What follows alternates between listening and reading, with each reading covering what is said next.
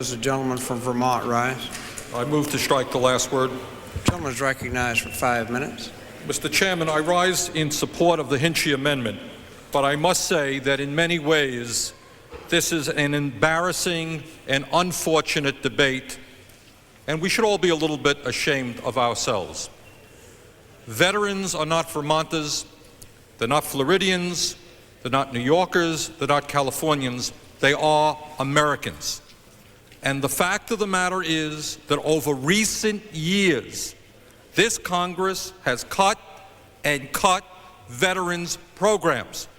I don't have to remind the members here that only a few months ago, we took $10 billion from veterans programs in order to increase funding for the highway program. I think the highway program is important and a good idea, and I supported it. But they didn't need another $10 billion on top of $200 billion. And yet we lost by 5 votes the effort to retrieve that $10 billion.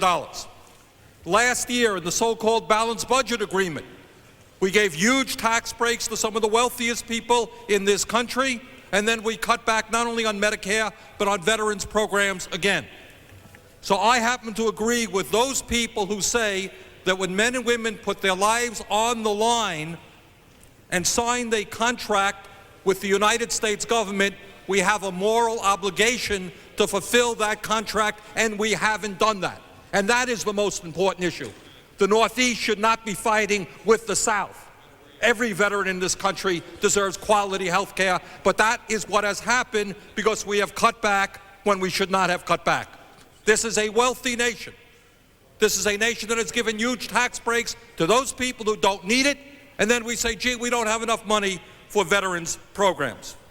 In respect to the Hinchey Amendment, I strongly support it. Having said that, I think that the formulation in VERA is not fair to various regions of this country, and that we should support the Hinchey Amendment and make what exists a little bit better. But the bottom line is, we should support all of our veterans.